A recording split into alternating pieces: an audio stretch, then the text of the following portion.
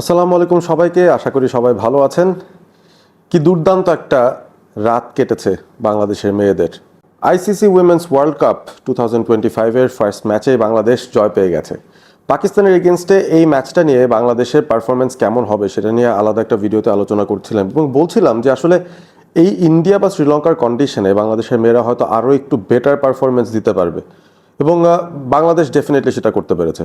প্রথম কথা হচ্ছে, একটা অ্যাডভান্টেজই বাংলাদেশ পেয়ে গিয়েছিল এই টুর্নামেন্ট শুরুর আগে যখন ফিক্সচার্সগুলো এসেছিল, যে পাকিস্তানের এগেনস্টে বাংলাদেশ কলম্বোতে খেলতে পারছে, অর্থাৎ কলম্বোর উইকেটটা বাংলাদেশকে খানিকটা স্যুট করতে পারে। আর প্রেমাদাসা স্টেডিয়ামের উইকেট আমরা জানি যে অনেকটাই বাংলাদেশের যে উইকেটগুলো হয় খানিকটা ধীরগতির কিংবা খানিকটা স্পিন বান্ধব, ওই বিষয়গুলোর সঙ্গে খানিকটা মিল আছে। তবে যখন ম্যাচটা শুরু হয় তখন কিন্তু আমার কাছে মনে হলো যে ব্যাপারটা খানিকটা ভিন্ন হয়ে গেছে, কারণ সেখানে পেস বোলারদের একটা প্রাধান্য আমরা দেখতে পেরেছি। পাকিস্তান অবভিয়াসলি টস জিতেছিল, টস জিতে তারা ব্যাটিংয়ের সিদ্ধান্তটা নেয় এবং ম্যাচ শেষে আসলে পাকিস্তানের ক্যাপ্টেন বলেছিলেন যে আসলে টস জিতে আমরা ব্যাটিং নিয়েছি, তবে মনে হয়েছে বিপদ হলেও হতে পারে, কারণ পিচের অবস্থা দেখে পরবর্তীতে মনে হয়েছে সেটা পেস বোলারদের সাহায্য করছে। বাংলাদেশ তাদের একমাত্র যে পেস বোলার আছে, আমাদের যে বাঘিনী আছেন, আমাদের যে টাইগ্রেস মারুফা, তার এক বিধ্বংসী ওভারেই ধ্বংস হয়ে গিয়েছে মোটামুটি পাকিস্তান। এবং শুরুর দিক থেকেই মারুফা যে ফর্মটা আসলে দেখাচ্ছেন, তিনি আসলে বড় মঞ্চের তারকা। আন্ডার 19 লেভেলেও আন্ডার 19 ওয়ার্ল্ড কাপে তিনি আলোড়ন সৃষ্টি করেছিলেন। তাকে দেখেই পুরো ক্রিকেট বিশ্বের যারা বিশেষজ্ঞরা রয়েছেন তারা বলেছিলেন যে বাংলাদেশ একটা ভীষণ বড় একটা বিশ্বমানের ট্যালেন্ট পেতে চলেছে। সেই মারুফা আস্তে আস্তে পরিণত হচ্ছেন। তিনি কিন্তু টি20 ওয়ার্ল্ড কাপে ভালো করেছেন এবং এখন যখন ওডিআই ওয়ার্ল্ড কাপটা প্রথমবারের মতো খেলতে আসলেন, সেখানেও তিনি প্রথম সুযোগেই তাক লাগিয়ে দিয়েছেন আরও একবার। কি দুর্দান্ত বাঁকানো সুইংয়ে তিনি পাকিস্তানের টপ অর্ডারের দুই ব্যাটারকে আউট করেছেন, যার মধ্যে একজন ছিলেন সিদরা আমিন, যিনি কিনা দুর্দান্ত ফর্মে ছিলেন, পাকিস্তানের সেরা ব্যাটার এবং তার এই ইনিংসের আগ পর্যন্ত বিগত 5 ইনিংসের মধ্যে একটা সেঞ্চুরি এবং 3টা 50-র ইনিংস ছিল। অর্থাৎ দলের মূল ব্যাটার যিনি, তাকে মারুফা প্রথম ওভারেই গোল্ডেন ডাকের শিকারে পরিণত করেছেন। তার যে ধরনের বোলিং, আসলে মানে ভালো টেকনিক সহ একজন ব্যাটার যদি খেলতেও আসেন সেক্ষেত্রেও তার খেলাটা এত বেশি কঠিন হয়ে যায়, সেটা যারা দেখেছেন এই বলগুলো তারা বিশ্বাস করতে পারবেন। এছাড়া কিন্তু অবিশ্বাস্য মনে হবে এত বড় বড় সুইং তিনি পেয়েছেন, 18 ডিগ্রির মতো সুইং তিনি পেয়েছেন এই নতুন বলটাতে বল করে। এটাই মারুফার বিশেষত্ব। এবং আমি কিন্তু আমার প্রিভিউ ভিডিওতে বা বাংলাদেশের ওভারঅল এবারের বিশ্বকাপে পারফরমেন্স ভালো করার পেছনে কাদের অবদান থাকতে পারে সেই জায়গাটায় মারুফার কথা আলাদা করে মেনশন করেছিলাম, নাহিদার কথা আলাদা করে মেনশন করেছিলাম বোলিংয়ে, এবং সেই সাথে নিগার সুলতানা জ্যোতি, যিনি ব্যাটিংয়ে বাংলাদেশের মূল স্তম্ভ। এই তিনজনকে আমি ধরেছিলাম যে স্টার প্লেয়ার্স হতে পারেন বাংলাদেশের জন্য। এবং প্রথম ম্যাচটাতে এগেনস্ট পাকিস্তান তিনজনেরই কিন্তু একটা ভালো পারফরমেন্স আমরা শেষ পর্যন্ত দেখলাম। শুরুটা করে দিয়েছিলেন মারুফা, এত দুর্দান্ত বোলিংটা তিনি শুরু করেছেন। এরপর পাকিস্তান যে চাপে পড়ে যায়, সেই চাপটা থেকে বেরিয়ে আসাটা আরও বেশি ডিফিকাল্ট ছিল, কারণ বাংলাদেশ তাদের স্পিনার দিয়ে এই পাকিস্তান দলটাকে চেপে ধরেছিল।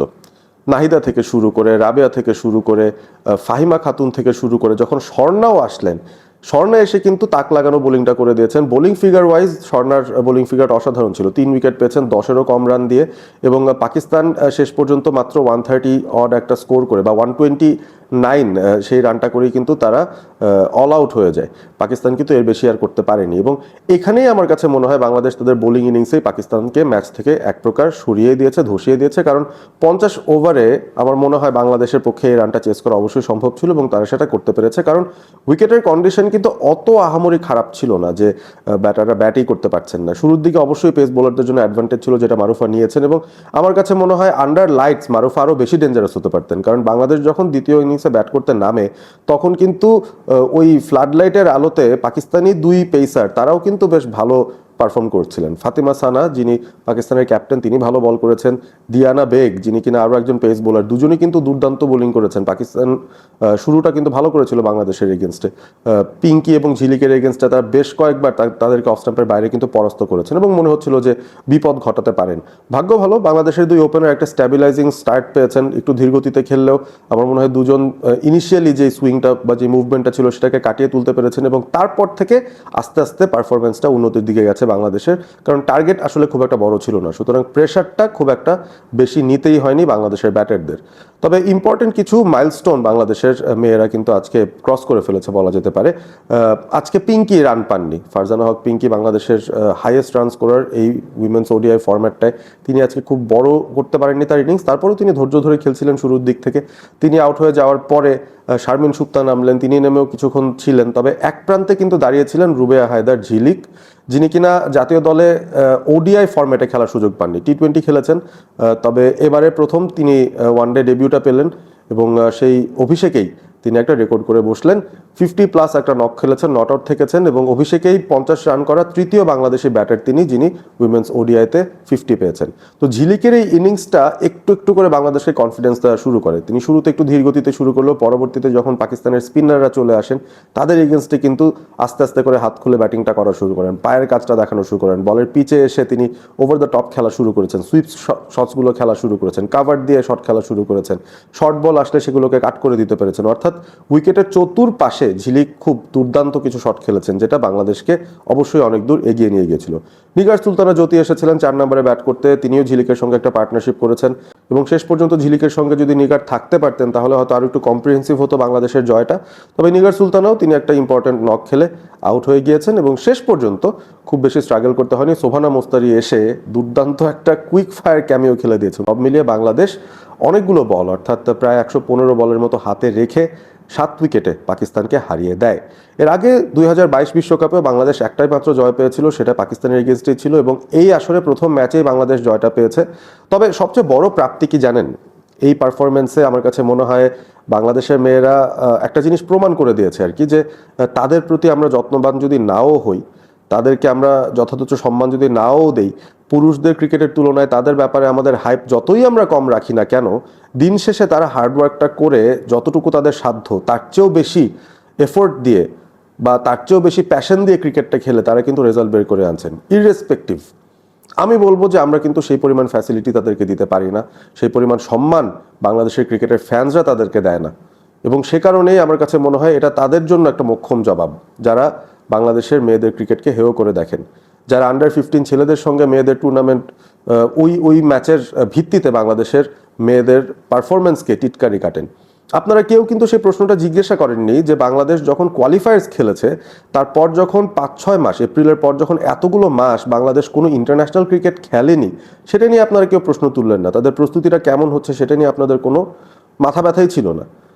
শুধুমাত্র যেই প্রস্তুতি টুর্নামেন্টটা ইন হাউস বাংলাদেশ করতে গিয়েছিল, ক্রিকেট বোর্ডের একটা আয়োজন ছিল, সেখানে যখন বাংলাদেশের মেয়েরা স্ট্রাগল করছে একটা টাফ উইকেট কন্ডিশনে, টাফ একটা সিচুয়েশনে ছেলেদের সঙ্গে খেলে, তখন আপনারা ঠিকই বলছেন যে তারা আমাদের আসলে নাক কাটতে যাচ্ছে ওয়ার্ল্ড কাপে, শুধুমাত্র একটা এক্সপিরিয়েন্স গেইন করতে তারা যাচ্ছে। সেটা কিন্তু হয়নি।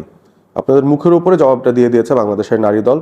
নিগার সুলতানা জ্যোতি, নাহিদা, মারুফা, যারাই রয়েছেন প্রত্যেকে দুর্দান্ত খেলেছেন আজকে। তাদের পুরোপুরি নিজেদের উজাড় করে দিয়ে তারা খেলেছেন, যেটা আমাদের কাছে সবচেয়ে ইম্পর্টেন্ট অ্যাসপেক্ট মনে হয়েছে এই দলটার ভেতরে। একটা টিম স্পিরিট আছে, একটা টিম বন্ডিং আছে এবং ফ্যাসিলিটিস না পাওয়া, সাপোর্ট না পাওয়া, তেমন একটা রেসপেক্ট না পাওয়া, সব কিছুকেই কিন্তু তারা ছাপিয়ে গেছেন, সব কিছুকেই পাশ কাটিয়ে দিয়েছেন। নিজেদের মানুষের রেসপেক্ট প্রয়োজন নেই, তারা পুরো বিশ্বের রেসপেক্ট আদায় করে নিচ্ছেন এই পারফরমেন্স দিয়ে। মারুফার ব্যাপারে আলাদা করে আসলে বলতেই হবে ভিডিওটা শেষ করার আগে। অবভিয়াসলি বাংলাদেশ এই ম্যাচটা জিতেছে, তারা দারুণ উদ্বুদ্ধ।